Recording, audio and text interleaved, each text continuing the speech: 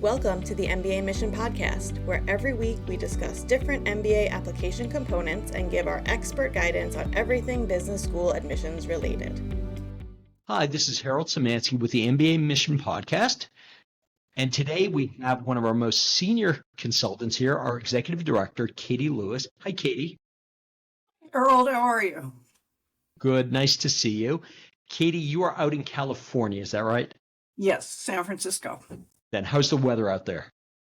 Actually, it's very nice today, which is, we're in the minute the weather gets good, we start fire season. So it's a mixed blessing. I understand that. Well, why don't we jump right on in here? Katy, as we talked about previously, you are one of our most experienced consultants. You've had tremendous success, Harvard, Stanford. Katy, so if I were someone who approaches you, I have a general sense I want to go to business school, but I'm not quite sure what to do or how to get the process started. What would you tell me? I think you first have to know whether you want to do this. I mean, business school to me is honestly misnamed. It should be called leadership school. It's a school you go to if you want to know how to be a leader in the private sector, in business, in the public sector, or even in the nonprofit sector. It's the ultimate degree that teaches you the key functional skills you need to understand to run anything. And so be clear on your objectives. If you want to run something, this is a good business school. If you don't want to run a business, it's still a good school to go to. I work with people who want to be minister of finance of their government. I work with people who have political objectives. Sure. So be clear about your objectives. It's a very practical, hands-on degree. No, that makes sense. And from that perspective, let's say I'm just thinking about it broadly. I decide I do want to go to business school. How do I even think about my candidacy? Because, listen, I know the quality of the people you work with. What do you say to them? I only want to go to Harvard, Stanford, wherever. Do you encourage them to go other places? Again, what would you say to someone who comes with you with sort of that mandate? A lot of people do. I work with people who are specifically looking for those schools. I think it's very important to first know if you're ready to apply to business school. I think my most successful applicants to top schools have honestly started preparing ahead of time to have their profile ready to apply. You need to have worked a certain length of time. You need to have your test scores in a good place. You need to have the sort of blowout personal recommendations that you're likely to get. You need to be ready to get into a very top school. Top schools like Harvard and Stanford, have 7,000 and 8,000 applicants. They could easily fill their class 3 times over with highly qualified applicants from around the world. So if you want to make a reasonable run at one of those schools, you really have to have your ducks in a row. That makes sense then. And I guess when should we come and see you, or when should we come and see a consultant? How much should be done beforehand? How much do you help people with? How do I think about that? Most people tend to come to me several months before they plan to apply. If you're applying in round 1, where you have the September deadlines, that means they come to me in February or March.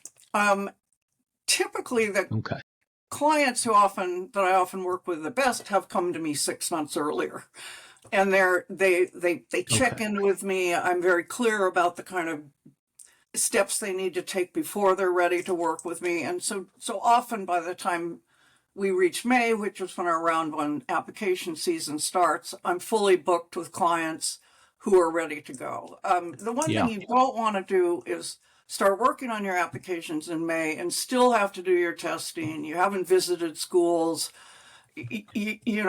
Timing really matters. You want to have the timing right. So I suggest that if someone's interested in working with a consultant, they ought to be contacting that consultant within the 12 months before the application season. Okay.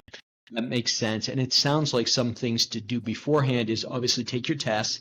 Now, certainly probably have your recommenders at least in mind, if not necessarily prepped. And Katy, you mentioned visiting schools or connecting with schools. For the very top schools, how important is that? Visiting schools is important for you, and it's important for the school. applying to business school is not like applying to college through the common application. Each business school wants to feel when they read your application that they are the only school you're applying to. So it's very important to communicate that level of knowledge of the school. The best way to do that is to visit. You set up an appointment with the admissions committee, attend a class, have an info session with an admission director, go on a tour.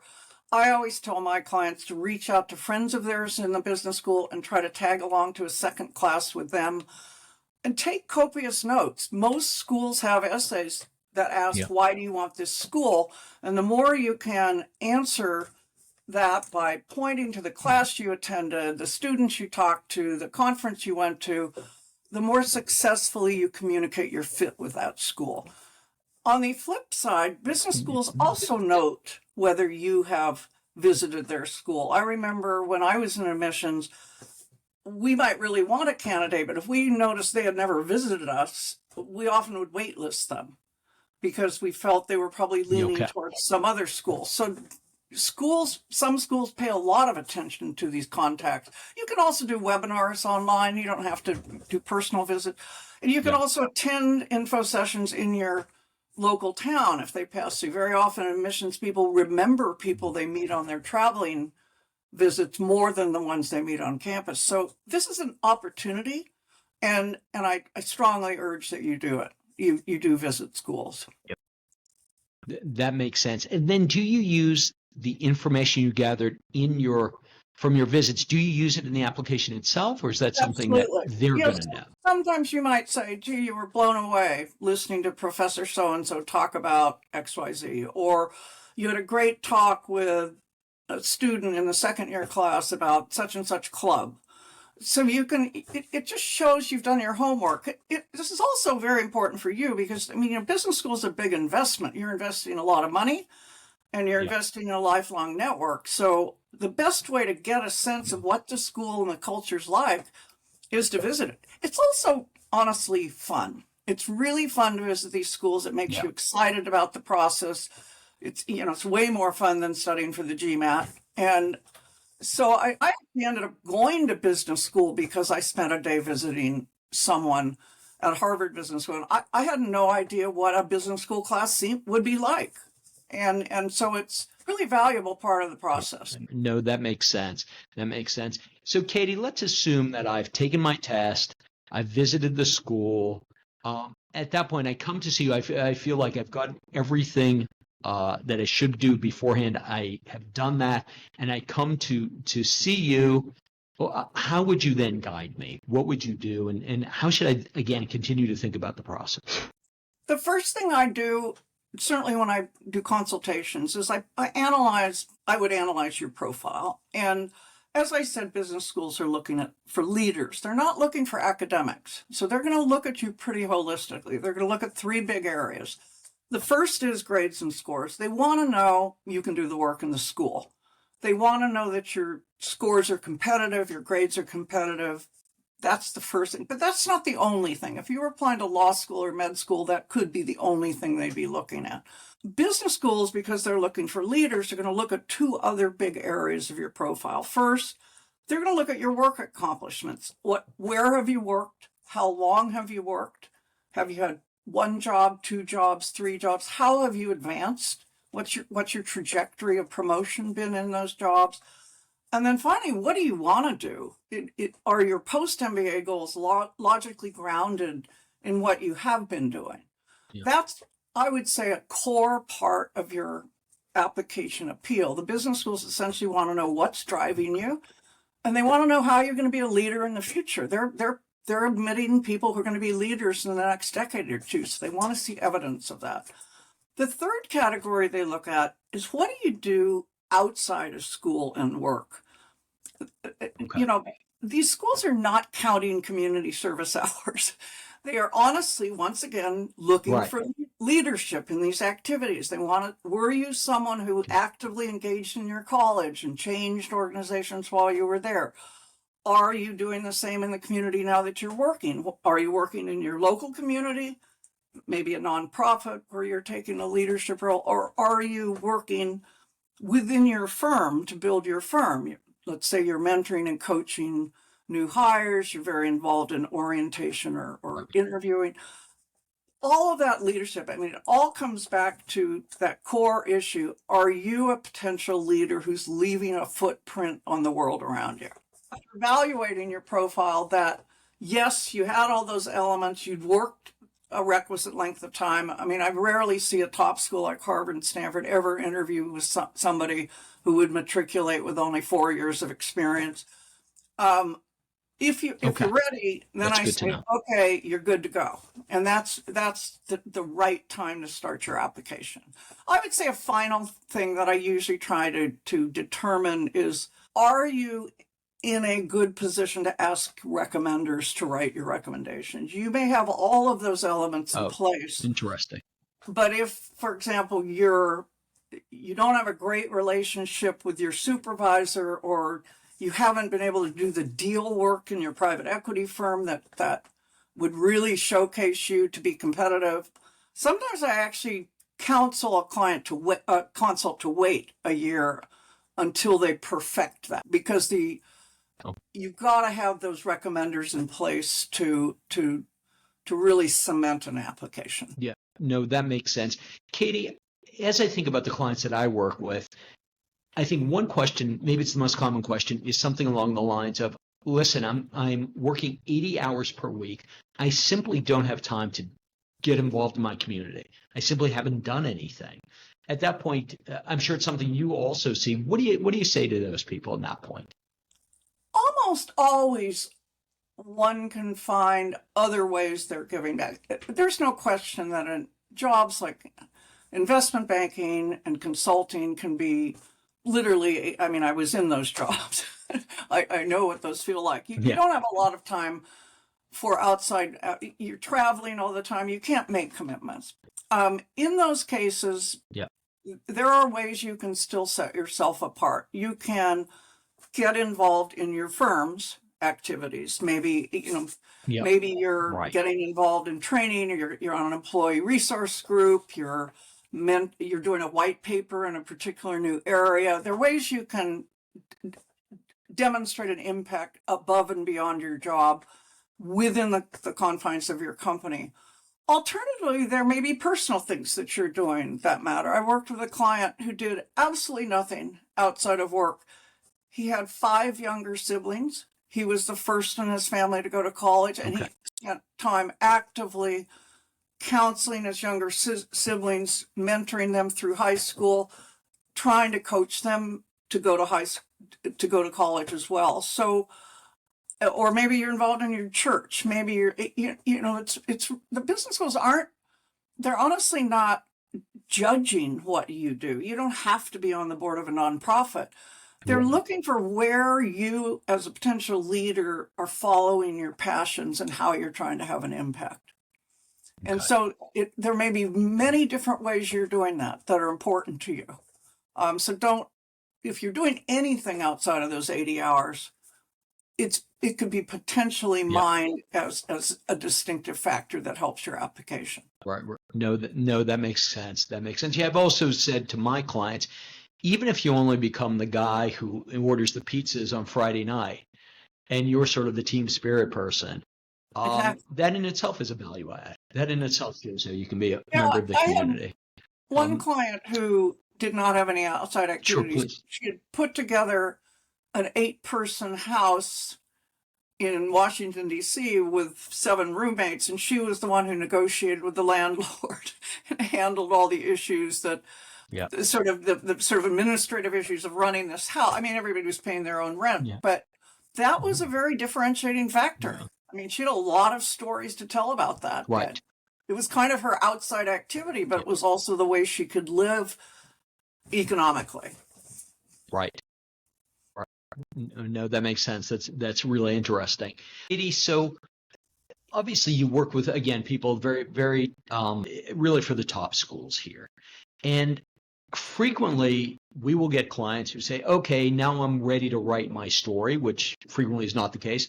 And then they believe that it must be almost novel quality, O. Henry short story quality essays. And I know you have some thoughts about that. how good does your essay have to be? And in actual fact, what is its purpose? Is it a creative piece of creative writing, or is it some sort of other broader message? How do you think about the role of essays? Let me put it to you that way. In admission, when an admissions officer opens a file, all they read is your resume, your essay, your recommendations, your short responses on the online form, and your transcript. That's it. That's all they see. In the essay is a fairly small part of those pages, and I like to quote what a Harvard Business School admissions person said a few years ago, that the essay serves to intrigue the reader. It's not an encyclopedia of your accomplishments. Okay. It's to me, it's the one place you can communicate what's driving you. It's the glue that holds together your accomplishments on your resume and in your recommendation. So to me, the essay needs to communicate that spark. They're looking for leaders. These schools want to bet on you as a leader. So they want to know what's driving you, and they want to see that it's been driving you, and you have demonstrated accomplishments towards that goal. So that's pretty much the job of the essay. This is not a creative writing contest. When I was in admissions, I frequently admitted people who wrote, honestly, not particularly interesting essays, but I looked at their resume and I read their recommendations, and they blew me away. So keep in mind, the schools are looking for leaders, not creative writers. I mean, obviously, a well-written essay is always a plus, but your main job is not to become someone you're not. If you're a fairly prosaic writer, there's no reason not to write a fairly prosaic essay, but communicate what's driving you. Get your message across, use the time wisely, but don't get too, don't try to reinvent yourself. It's not going to happen. Right. So with that in mind, Katy, someone comes to you after the fact, meaning that they have maybe either done the application on their own, or they, God forbid, use one of our competitors without getting great results. They come to you. What do you see as some of the biggest, most flaws you see, some of the fatal flaws among folks who just don't get the results they want? This happens a lot. I get a lot of people coming to me for what we call ding reviews or consultations because they're just devastated that they applied. There are a number of factors that I see. One is bad timing. I mean, I just talked yesterday actually to an applicant who honestly was a strong applicant, wrote a good essay, and he applied 3 months after he'd taken a brand new job at a top AI company. So he was thinking of going to business school 9 months later, 9 months later.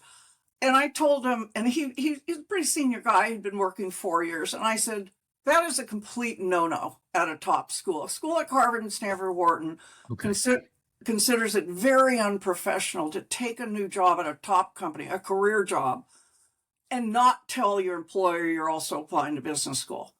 I mean, you've already got a foot out of the door before you even take the job. So I told him that was a huge problem. Plus, if I were any business school, I would look at that and I go, well, actually, I'd much rather look at this application a year and a half from now once the guy's actually worked in this role.